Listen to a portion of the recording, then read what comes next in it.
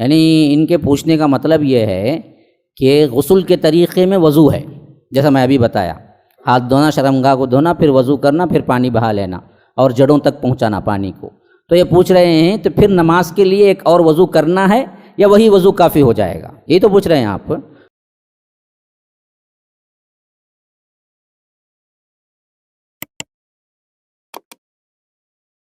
تو اس میں تفصیل اور اچھی طرح آ کر علماء سلف سے یہ بات آئی ہے کہ اگر آپ نے غسل کے بعد، یعنی غسل اس طریقے پہ کیا ہو جو شریعت نے بتایا ہو، یہ اچھی طرح مائنڈ میں رہے، آپ نے غسل اس طریقے پہ کیا ہو جو شریعت نے بتایا ہو، جس میں آپ نے وضو کیا، اب اس کے بعد آپ نے غسل کا پانی بہا لیا۔ اگر آپ پانی بہاتے ہوئے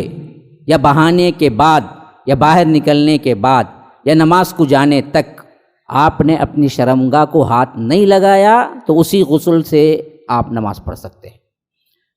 اگر آپ نے شرمگاہ کو ہاتھ لگایا ہے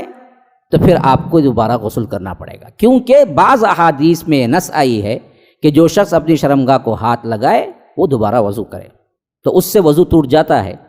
اور اس کا بہترین یہی ہے حل جو علماء کہتے ہیں کہ اگر وہ اس سے بچا، اب کوئی پوچھ سکتا ہے مول صاحب کیا ہے غسل میں پانی بہاتے ہوئے ہاتھ نہیں لگیں گا کیا؟ وہ تیری پریکٹس، وہ تیری پریکٹس، بغیر ہاتھ لگائے بھی بہا سکتا ہے، کیونکہ کام تو ختم ہو گیا نا، آیا ہاتھ دھویا، شرمگاہ دھو لیا، وضو کر لیا، اب اوپر سے بہانا ہے پانی، بہا لے، بہا کے پھر کپڑے پہنتے وقت بھی کیا کیا؟ ہاتھ نہیں لگایا، کیونکہ معلوم تھا ہاتھ لگا تو پھر وضو کرنا بول کے مسئلہ معلوم تھا اسے ذہن میں، تو اس بات سے ہاتھ نہیں لگایا، بغیر ہاتھ لگائے پورے کپڑے پہن لیا، اب جا رہا مسجد کو، وہ وضو کافی ہے۔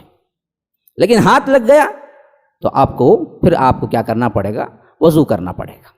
دیکھیے آپ کا جو سوال ہے، آپ یہ پوچھ رہے ہیں کہ اگر کپڑے کے ساتھ چھوئیں تو میں کہتا ہوں کہ ہم نے جو ہاتھ لگانے کا لفظ کہا وہ بغیر کپڑے کی،